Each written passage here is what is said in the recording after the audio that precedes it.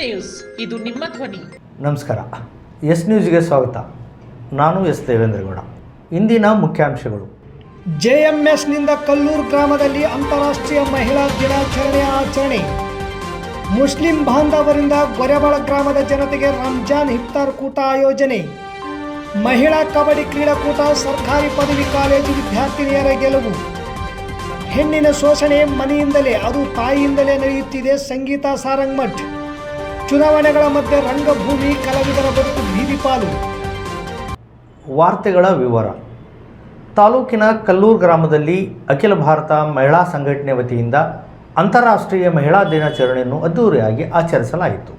ಕಲ್ಲೂರು ಹಾಗೂ ಸುತ್ತಮುತ್ತಲಿನ ಗ್ರಾಮದ 200ಕ್ಕೂ ಹೆಚ್ಚು ಮಹಿಳೆಯರು ಕಾರ್ಯಕ್ರಮದಲ್ಲಿ ಭಾಗವಹಿಸಿದ್ದರು.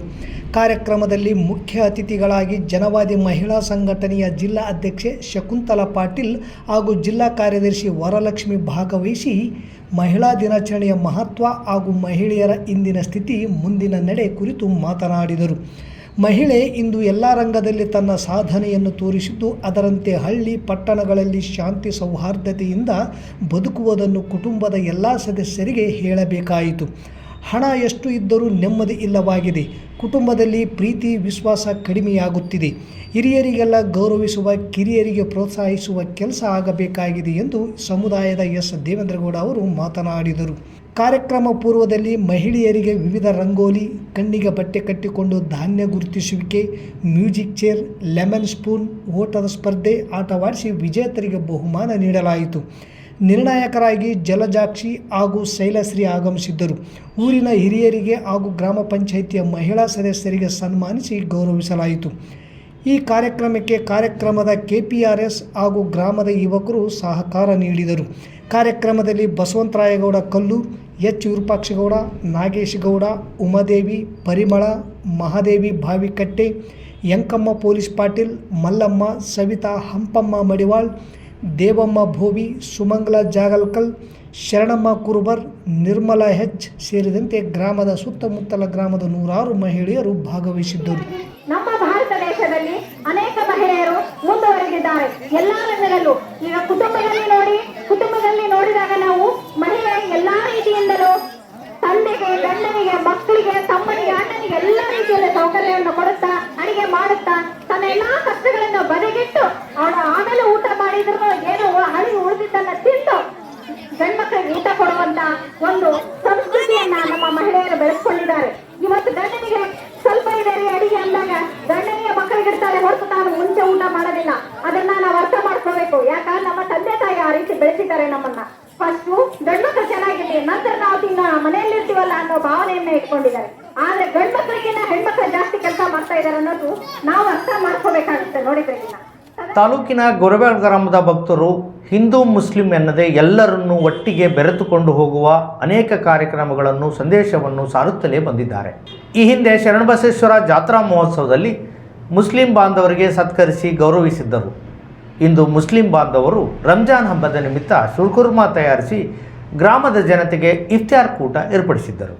ಸಿಂಧನೂರು ತಾಲೂಕು ಗೊರೆಬಾಳ ಗ್ರಾಮದ ಶರಣಬಸವೇಶ್ವರರ 45ನೇ ಜಾತ್ರೆ ಅಂಗವಾಗಿ ಶ್ರೀ ಬಸವ ಪುರಾಣ ಪ್ರವಚನ ಹಾಗೂ ನೂತನ ಮಹಾರಥದ ಲೋಕಾರ್ಪಣೆ ಕಾರ್ಯಕ್ರಮ ಮಹೋತ್ಸವ ನಿಮಿತ್ತ ದೇವಸ್ಥಾನದ ಸಮಿತಿ ಮಾರ್ಚ್ 17ರಿಂದ ಸಾಯಂಕಾಲ 6 ಗಂಟೆಗೆ ಗ್ರಾಮದಲ್ಲಿ ವಿಭಿನ್ನ ರೀತಿಯಲ್ಲಿ ಮನೆಯ ಬುತ್ತಿಯನ್ನು ಕಟ್ಟಿಕೊಂಡು ಮಹಿಳೆಯರು ತಲೆಯ ಮೇಲೆ ಇಟ್ಟುಕೊಂಡು ಗ್ರಾಮವನ್ನು ಸುತ್ತಾಡಿಕೊಂಡು ಹಾಗೂ ದೇಗುಲವನ್ನು ಸುತ್ತಾಡುತ್ತಾ ಬಂದರು. ಹಾಗೂ ಮುಸ್ಲಿಂ ಬಾಂಧವರು ಈ ಕಾರ್ಯಕ್ರಮದಲ್ಲಿ ಪಾಲ್ಗೊಂಡು ರಂಜಾನ್ ಹಬ್ಬದ ವಿಶೇಷ ಪಾಯಸ, ಸುರ್ಕುರ್ಮಾ ದೇಗುಲದಲ್ಲಿ ತಯಾರಿಸಿ ಬಂದಂಥ ಭಕ್ತಾದಿಗಳಿಗೆ ಉಣಬಡಿಸಿದರು. ಹಾಗೂ ರಂಜಾನ್ ಉಪವಾಸ ನಿಮಿತ್ತ ದೇಗುಲದಲ್ಲಿ ಇಫ್ತಾರ್ ಕೂಟವನ್ನು ಆಯೋಜಿಸಿ ಗೊರೆಬಾಳ ದೇವಸ್ಥಾನದ ಸಮಿತಿಯ ವ್ಯವಸ್ಥಾಪಕರು ಹಾಗೂ ಗುರು ಹಿರಿಯರು ಹಾಗೂ ಯುವಕರು ಈ ಸಮಾರಂಭದಲ್ಲಿ ಪಾಲ್ಗೊಂಡು ಸೌಹಾರ್ದತೆ, ಭಾವೈಕ್ಯತೆಯ, ಭ್ರಾತೃತ್ವದ ಬಾಳು ನಮ್ಮದೆಂದು ಗೊರೆಬಾಳ ಗ್ರಾಮದ ಪ್ರಮುಖರು ತೋರಿದರು. ವಿಶ್ವವಿದ್ಯಾಲಯ ಮಟ್ಟದ ಏಕವಲಯ ಮಹಿಳಾ ಕಬಡ್ಡಿ ಪಂದ್ಯಾವಳಿಯಲ್ಲಿ ರಾಯಚೂರು ಹಾಗೂ ಯಾದಗಿರಿ ಜಿಲ್ಲೆಗಳ ವಿವಿಧ ಕಾಲೇಜು ತಂಡಗಳು ಭಾಗವಹಿಸಿದ್ದವು. ಅಂತಿಮವಾಗಿ ಸಿಂಧನೂರಿನ ಸರ್ಕಾರಿ ಪದವಿ ಮಹಾವಿದ್ಯಾಲಯ ತಂಡವು ಯಾದಗಿರಿ ಸರ್ಕಾರಿ ಪ್ರಥಮ ದರ್ಜೆ ಕಾಲೇಜಿನ ತಂಡವನ್ನು ಸೋಲಿಸಿ ಗೆಲುವು ಸಾಧಿಸಿದೆ ಎಂದು ದೈಹಿಕ ಶಿಕ್ಷಣ ನಿರ್ದೇಶಕ ಶಿವು ಹೇಳಿದರು.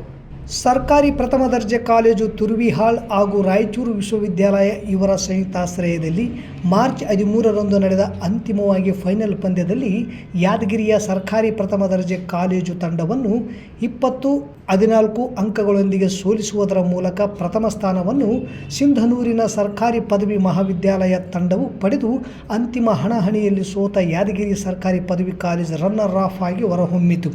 ಕಾಲೇಜಿನ ಎಲ್ಲ ಬೋಧಕ ಸಿಬ್ಬಂದಿ ವರ್ಗದವರು ಹಾಗೂ ವಿದ್ಯಾರ್ಥಿಗಳು ಅಭಿನಂದನೆಗಳನ್ನು ತಿಳಿಸಿದ್ದಾರೆ. ಈ ಸಂದರ್ಭದಲ್ಲಿ ಪ್ರಾಂಶುಪಾಲ ಪ್ರಹ್ಲಾದ್ ರೆಡ್ಡಿ, ಹಿರಿಯ ಸಹಾಯಕ ಪ್ರಾಧ್ಯಾಪಕ ಶಿವಯ್ಯ, ಡಾಕ್ಟರ್ ವೆಂಕಟನಾರಾಯಣ್, ಡಾಕ್ಟರ್ ಸಂಗನಗೌಡ, ಸಂಧ್ಯಾ, ಸ್ವಪ್ನ, ಶಶಿಕಲಾ, ರಾಜೇಶ್ ಸೇರಿದಂತೆ ಸಿಬ್ಬಂದಿ ವರ್ಗದವರಿದ್ದರು. ಪುರುಷ ಪ್ರಧಾನವಾದ ಸಮಾಜದಲ್ಲಿ ಹೆಣ್ಣಿನ ಶೋಷಣೆ ಮನೆಯಿಂದಲೇ ನಡೆಯುತ್ತದೆ. ಅದು ತಾಯಿಯಿಂದಲೇ ನಡೆಯುತ್ತಿರುವುದು ವಿಷಾದನೀಯ ಸಂಗತಿ. ಇಂತಹ ಶೋಷಣೆಯನ್ನು ಮುಕ್ತಗೊಳಿಸಿ ಮತ್ತೆ ಸ್ತ್ರೀ ಸಮಾನತೆಯ ಸ್ವಾತಂತ್ರ್ಯವನ್ನು ತಂದುಕೊಟ್ಟಂತಹ ಕಾಲಘಟ್ಟ ಎಂದರೆ ಅದು 12ನೇ ಶತಮಾನದ ಬಸವಣ್ಣನವರ ನೇತೃತ್ವದ ವಚನ ಚಳವಳಿ ಎಂದು ಸಂಗೀತಾ ಸಾರಂಗಮಠ ಹೇಳಿದರು. ನಗರದ ನೊಬೆಲ್ ಪದವಿ ಮಹಾವಿದ್ಯಾಲಯದಲ್ಲಿ ರಾಷ್ಟ್ರೀಯ ಸೇವೆ ಯೋಜನಾ ಘಟಕದ ಅಡಿಯಲ್ಲಿ ಅಂತಾರಾಷ್ಟ್ರೀಯ ಮಹಿಳಾ ದಿನಾಚರಣೆಯ ನಿಮಿತ್ತ ಸಾವಿತ್ರಿಬಾಯಿ ಫುಲೆಯವರ ಭಾವಚಿತ್ರಕ್ಕೆ ಮಾಲಾರ್ಪಣೆ ಮಾಡಿ ಸಸಿಗೆ ನೀರು ಹಾಕುವುದರ ಮೂಲಕ ಕಾರ್ಯಕ್ರಮ ಉದ್ಘಾಟಿಸಿ ಮಾತನಾಡಿದರು. ನಂತರ ಮುಖ್ಯ ಉಪನ್ಯಾಸಕರು ಸರ್ಕಾರಿ ಪ್ರಥಮ ದರ್ಜೆ ಮಹಿಳಾ ಕಾಲೇಜಿನ ಪ್ರಾಂಶುಪಾಲರಾದ ಡಾಕ್ಟರ್ ಲಕ್ಷ್ಮೀದೇವಿ ಮಾತನಾಡುತ್ತಾ, ಪ್ರಸ್ತುತ ದಿನಮಾನಗಳಲ್ಲಿ ಹೆಣ್ಣಿನ ಶ್ರಮಕ್ಕೆ ಕನಿಷ್ಠ ಬೆಲೆಯೂ ಇಲ್ಲದಾಗಿದೆ. ಹೆಣ್ಣು ಆರ್ಥಿಕವಾಗಿ, ಸಾಂಸ್ಕೃತಿಕವಾಗಿ, ರಾಜಕೀಯವಾಗಿ, ಸಾಮಾಜಿಕವಾಗಿ ಸಾಧಿಸಿದ ಸಾಧನೆಗಳು ಸ್ಮರಣೀಯವಾಗಿವೆ. ಅದಕ್ಕೆ ಕಾರಣ ಅವಳೊಂದಿಗೆ ಇರುವ ಪ್ರತಿಭೆ. ಇಂತಹ ಪ್ರತಿಭೆಗಳನ್ನು ಪೋಷಿಸಬೇಕಾದಂಥ ಅಗತ್ಯತೆ ಇದೆ. ಈ ದಿಶೆಯಲ್ಲಿ ಪ್ರತಿಭಾನ್ವಿತವಾಗಿ ಮೆರೆದಂಥ ಕಲ್ಪನಾ ಚಾವ್ಲಾ, ಅರುಂಧತಿ ರಾಯ್, ಇಂದಿರಾ ಗಾಂಧಿ, ಕವಿತಾ ಮಿಶ್ರಾ ಹೀಗೆ ಅನೇಕ ಮಹಿಳೆಯರು ತಮ್ಮದೇ ಆದಂತಹ ಪ್ರತಿಭೆಯ ಅನಾವರಣವನ್ನು ಮಾಡಿ ಸಮಾಜದಲ್ಲಿ ಗೌರವವನ್ನು ಪಡೆದುಕೊಂಡಿರುವುದು ಸಂತಸ ತಂದಿದೆ. ಹೆಣ್ಣು ಕಡಿಮೆಯಲ್ಲ, ಗಂಡು ಹೆಚ್ಚು ಅಲ್ಲ. ಹೆಣ್ಣಿನಷ್ಟೇ ಸರಿಸಮಾನ ಗಂಡು, ಗಂಡಿನಷ್ಟೇ ಸರಿಸಮಾನ ಹೆಣ್ಣು. ಇಬ್ಬರಲ್ಲಿಯೂ ಸ್ತ್ರೀ ಸಂವೇದನೆ ಬೇಕಾಗಿದೆ. ಹೆಣ್ಣು ಎಲ್ಲ ರಂಗದಲ್ಲಿಯೂ ದುಡಿಯುತ್ತಿದ್ದು ಆ ಮೂಲಕ ಆರ್ಥಿಕವಾಗಿ ಸ್ವಾವಲಂಬನೆ ಜೀವನವನ್ನು ನಡೆಸುತ್ತಿರುವುದು ಹೆಮ್ಮೆಯ ವಿಷಯ. ಪ್ರಸ್ತುತ ತೊಟ್ಟಿಲು ತೂಗುವ ಕೈ ದೇಶವನ್ನು ಆಳುತ್ತಿರುವುದು ನಮ್ಮೆಲ್ಲರಿಗೂ ಗೊತ್ತಿರುವ ವಿಷಯ. ಹೆಣ್ಣು ಅವಕಾಶಗಳನ್ನು ಸರಿಯಾಗಿ ಉಪಯೋಗಿಸಿಕೊಂಡು ತನ್ನ ಸಾಮರ್ಥ್ಯದ ಮೂಲಕ ತನಗೆ ಬೇಕಾದ ಗೌರವಗಳನ್ನು ಪಡೆದುಕೊಳ್ಳುತ್ತಾ ಪಾದರಸದಂತೆ ಇರಬೇಕು ಮತ್ತು ಎಲ್ಲ ಕ್ಷೇತ್ರಗಳಲ್ಲಿ ತನ್ನ ಛಾಪನ್ನು ಮೂಡಿಸಬೇಕಾದಂಥ ಅಗತ್ಯತೆ ಇದೆ ಎಂದರು. ನಂತರ ಕಾರ್ಯಕ್ರಮದ ಅಧ್ಯಕ್ಷತೆ ವಹಿಸಿದ ಕಾಲೇಜಿನ ಪ್ರಾಂಶುಪಾಲರಾದ ಐಶ್ವರ್ಯ ದಳವಾಯಿ ಮಾತನಾಡಿ, ಪ್ರತಿಯೊಂದು ಹೆಣ್ಣಿಗೂ ಹುಟ್ಟಿನಿಂದಲೇ ತ್ಯಾಗ ಮನೋಭಾವ ವಂಶ ಪರಂಪರವಾಗಿ ಬಂದಿರುತ್ತದೆ. ಅದನ್ನು ನಮ್ಮ ಕುಟುಂಬದ ಸದಸ್ಯರೊಂದಿಗೆ, ಅಂದರೆ ತಂದೆ, ಗಂಡ, ಸಹೋದರ, ಇತರರೊಂದಿಗೆ ನಮ್ಮ ಭಾವನೆಗಳು, ನಡೆನುಡಿಗಳು ಒಂದಾಗಿದ್ದರೆ ನಮ್ಮನ್ನು ಸಮಾಜ ಗುರುತಿಸುತ್ತದೆ, ಗೌರವಿಸುತ್ತದೆ. ಹಾಗಾಗಿ ಎಲ್ಲ ವಿದ್ಯಾರ್ಥಿನಿಯರು ವಿವಿಧ ಕ್ಷೇತ್ರಗಳಲ್ಲಿ ಮುನ್ನಡೆಯಿರಿ, ಸಾಧನೆಗೈಯಿರಿ ಮತ್ತು ಇಂತಹ ವೇದಿಕೆ ಮೇಲೆ ತಾವೆಲ್ಲರೂ ಬರ್ತೀರಿ ಎಂಬ ಆಶಾಭಾವನೆಯೊಂದಿಗೆ ತಮ್ಮ ನುಡಿಗಳನ್ನು ನುಡಿದರು. ಈ ವೇಳೆ ಅಂತಾರಾಷ್ಟ್ರೀಯ ಮಹಿಳಾ ದಿನಾಚರಣೆಯ ನಿಮಿತ್ತ ವಿವಿಧ ಸಾಂಸ್ಕೃತಿಕ ಕಾರ್ಯಕ್ರಮಗಳನ್ನು ಏರ್ಪಡಿಸಲಾಗಿತ್ತು. ಅದರಲ್ಲಿ ವಿಜೇತರಾದವರಿಗೆ ಬಹುಮಾನವನ್ನು ನೀಡಿ ಗೌರವಿಸಲಾಯಿತು. ಸಂಸ್ಥೆಯ ಎಲ್ಲ ಉಪನ್ಯಾಸಕರಿಗೆ ಮತ್ತು ಸಿಬ್ಬಂದಿತರ ವರ್ಗದವರಿಗೆ ಸನ್ಮಾನಿಸಿ ಗೌರವಿಸಲಾಯಿತು. ಕನ್ನಡ ಉಪನ್ಯಾಸಕಿ ಶಾಂತಾ ಪಾಟೀಲ್, ಉಪನ್ಯಾಸಕರಾದ ಚನ್ನಬಸಮ್ಮ ಮಲ್ಲಾಪುರ್, ಗಿರಿಜಾ, ಜ್ಯೋತಿ, ಸಮ್ರೀನ್, ಸೌಜನ್ಯ, ಕಾವೇರಿ, ಕಾಲೇಜಿನ ಪರಿಚಾರಿಕೆಯರಾದ ಫಾತಿಮಾ, ಹುಸೇನಮ್ಮ ಮತ್ತು ವಿದ್ಯಾರ್ಥಿನಿಯರ ಪ್ರತಿನಿಧಿಯಾಗಿ ಕುಮಾರಿ ಅಂಬಿಕಾ ವೇದಿಕೆ ಮೇಲಿದ್ದರು. ಈ ಸಂದರ್ಭದಲ್ಲಿ ಕಾಲೇಜಿನ ಅಧ್ಯಕ್ಷ ಪರಶುರಾಮ್ ಮಲ್ಲಾಪುರ್, ಉಪಾಧ್ಯಕ್ಷ ಶಂಕರ್ ಪತ್ತರ್, ಕಾರ್ಯದರ್ಶಿ ಡಾಕ್ಟರ್ ಅರುಣ್ ಕುಮಾರ್ ಬೇರ್ಗಿ, ಖಜಾಂಚಿ ಜಯಪ್ಪ ಗೊರೆಬಾಳ್, ಶಿಬಿರಾಧಿಕಾರಿ ಹೊನ್ನಪ್ಪ ಬೆಳಗುರ್ಕಿ, ಉಪನ್ಯಾಸಕ ವೀರೇಶ್ ವಾಲ್ಮೀಕಿ, ಶಿವಕುಮಾರ್, ಹರ್ಷಿತ್ ಪಂಚಾಕ್ಷರಿ, LBK ಪದವಿ ಪೂರ್ವ ಕಾಲೇಜಿನ ಪ್ರಾಂಶುಪಾಲ ನಾಗರಾಜ್ MP, ಬಸವರಾಜ್, ಕೃಷ್ಣ, ದೌಲ್ ಸಾಬ್, ವಿದ್ಯಾರ್ಥಿನಿ ಪ್ರಿಯಾಂಕಾ, ಅಂಬಿಕಾ, ಭಾಗ್ಯಮ್ಮ ಉಪಸ್ಥಿತರಿದ್ದರು. ಒಂದು ಒಳ್ಳೆ ಶಾಲೆಗೆ ಆಗ್ಬೇಕಂದ್ರು ಅಯ್ಯೋ ಹೆಣ್ಮಕ್ಳು ಯಾವ್ದಾದ್ರು ಗೌರ್ಮೆಂಟ್ ಶಾಲೆಗೆ ಸೇರಿಸಿ ನಡೆಯುತ್ತೆ ಅಲ್ವಾ? ಎಷ್ಟೊಂದು ತಾರತಮ್ಯ ನಾವು ಮನೆಯಿಂದನೇ ಶುರು ಮಾಡ್ತೀವಿ.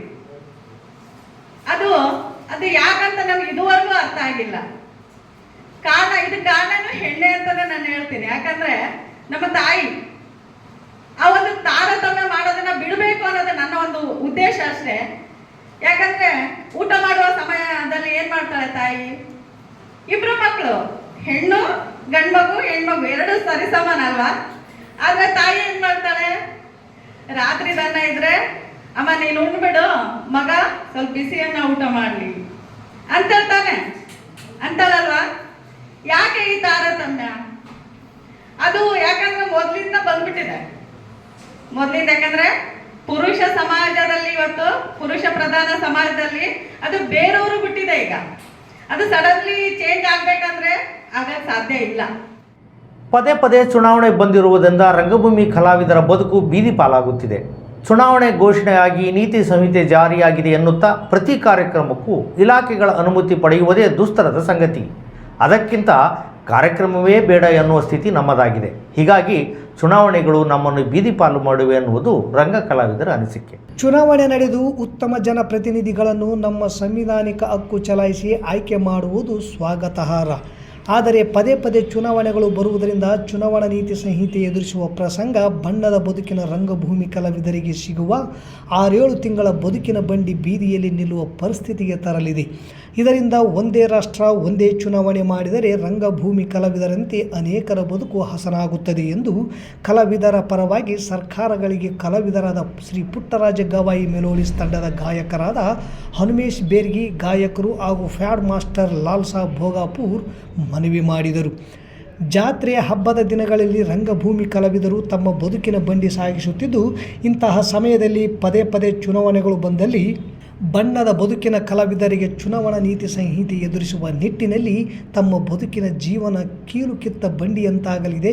ಪ್ರಜಾಪ್ರಭುತ್ವದ ಭಾರತದಲ್ಲಿ ಪ್ರತಿಯೊಬ್ಬರು ತಮ್ಮ ಹಕ್ಕನ್ನು ಚಲಾಯಿಸಿ ತಮಗೆ ಬೇಕಾದ ಜನಪ್ರತಿನಿಧಿಗಳನ್ನು ಆಯ್ಕೆ ಮಾಡಬೇಕಾಗಿರುವುದು ಸಂತಸವೇ. ಆದರೆ ಲೋಕಸಭೆ, ವಿಧಾನಸಭೆ, ಜಿಲ್ಲಾ ಪಂಚಾಯಿತಿ, ತಾಲೂಕು ಪಂಚಾಯಿತಿ ಹಾಗೂ ಗ್ರಾಮ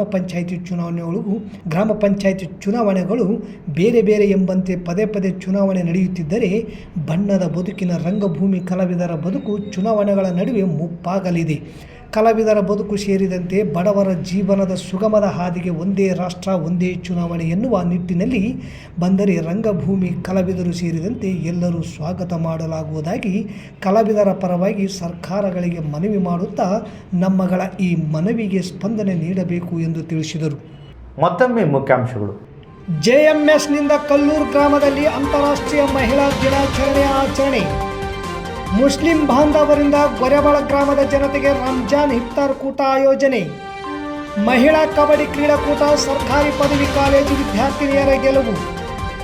ಹೆಣ್ಣಿನ ಶೋಷಣೆ ಮನೆಯಿಂದಲೇ, ಅದು ತಾಯಿಯಿಂದಲೇ ನಡೆಯುತ್ತಿದೆ, ಸಂಗೀತಾ ಸಾರಂಗಮಠ್. ಚುನಾವಣೆಗಳ ಮಧ್ಯೆ ರಂಗಭೂಮಿ ಕಲಾವಿದರ ಬದುಕು ಬೀದಿಪಾಲು.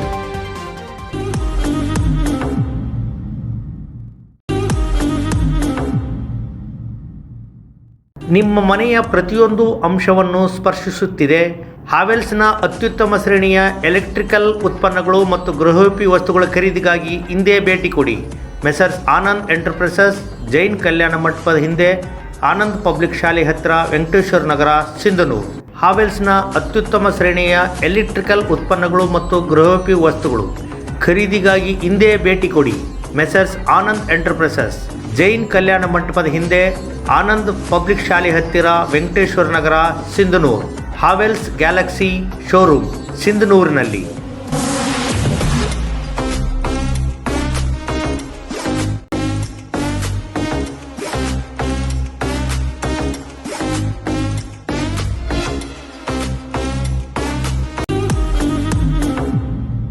ಮುಖ್ಯಾಂಶಗಳು. ಇಲ್ಲಿಗೆ ವಾರ್ತಾ ಪ್ರಸಾರ ಮುಕ್ತಾಯವಾಯಿತು. ನಿರಂತರ ಸುದ್ದಿಗಾಗಿ ವೀಕ್ಷಿಸಿ ಎಸ್ ನ್ಯೂಸ್. ಇದು ನಿಮ್ಮ ಧ್ವನಿ. ನಮಸ್ಕಾರ.